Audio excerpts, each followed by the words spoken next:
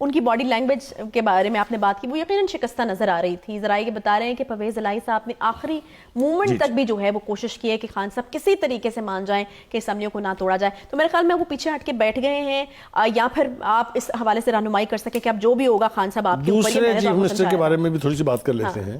کے پی کے chief minister جو ہے محمود خان صاحب، انہوں نے بھی 2 کنسرنز شو کیے تھے. اچھا، ایک انہوں نے یہ کہا تھا کہ حکومت جو سینٹرل گورنمنٹ ہے وہ اور زیادہ سٹرونگ ہو جائے گی اگر کے پی کے کی اسمبلی ہمارے ہاتھ سے چلی گئی.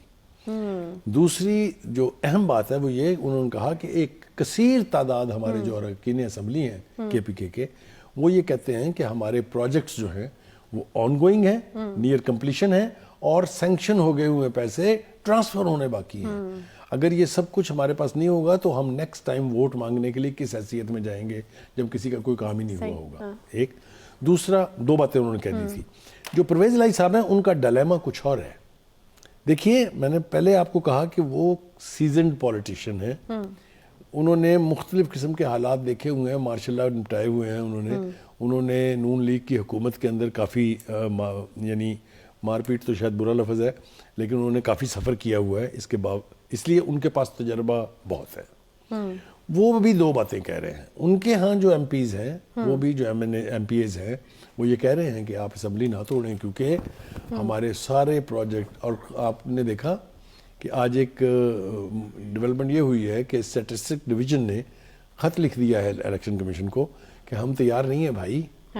ہم تو 23 اگست کو جو الیکشن ہونے 2023 میں اس کے لیے تیار نہیں ہے. وہ خان صاحب نے بھی کہا بھائی اکتوبر میں بھی نہیں ہونے الیکشن. اوکے، ٹھیک ہے.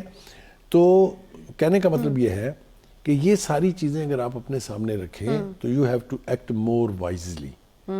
کیونکہ لوگ تو کہتے ہیں بیساکھیاں، یہ کے پی کے کی حکومت اور پنجاب کی حکومت جو ہے یہ خان صاحب کی بیساکھیاں ہیں. اوپر سے آپ زخمی ہو کے بیٹھے ہوئے ہیں. آپ چل کے پنڈی تو چلے جاتے ہیں لیکن لبرٹی مارکیٹ نہیں جاتے ہیں. اور دوسری بات یہ ہے کہ دیکھیں، اب میرے خیال سے لوگوں کو ہوش آ جائے گی. میں نے آپ سے پہلے بھی کہا تھا کہ یہ جو پرسنالٹی کلٹ ہوتا ہے، جو فین فالوئنگ ہوتی ہے، اس کی مدت ہوتی ہے ایک. یہ ساری زندگی قائم نہ رہی ہے کسی کی، نہ کسی کی رہے گی. خان صاحب کو اب ان کے جذبات کے ساتھ کھیلنا بند کرنا پڑے گا. اس لیے کہ اگر وہ اسی طریقے سے فیصلے ڈیفر کرتے رہے اور کچھ نہ ہوا فیصلہ، دیکھیے ان کی مایوسی بھی مجھے سمجھ میں آتی ہے. میں یہ بات مکمل کر لوں. 25 مئی ہر لحاظ سے ناکام، 26 نومبر ہر لحاظ سے ناکام.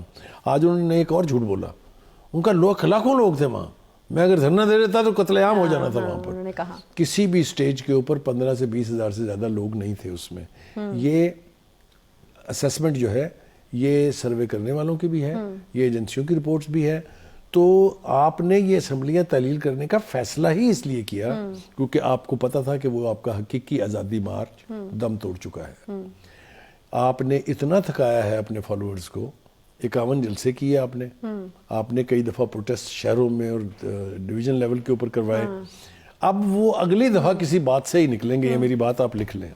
وہ جو پاگل پن اور دیوانہ پن جو ہے وہ اب ہوش کے ناخن لینے ہی والا ہے. تو خان صاحب، آپ جلد بازی میں فیصلے کرنے کی بجائے سوچ سمجھ کے ٹھیک فیصلے. YouTube پر گوگلی نیوز دیکھنے کے لیے youtube.com کی سرچ بار میں googly news T V type کریں. گوگلی نیوز کے پیج پر سرخ رنگ کے سبسکرپشن والے بٹن پر کلک کرنا نہ بھولیے. YouTube پیج پر اپلوڈ ہونے والی ویڈیوز سے باخبر رہنے کے لیے بیل آئیکن پر کلک کیجیے. آپ کو ہر نئی ویڈیو کے بارے میں نوٹیفیکیشن موصول ہو جائے گا.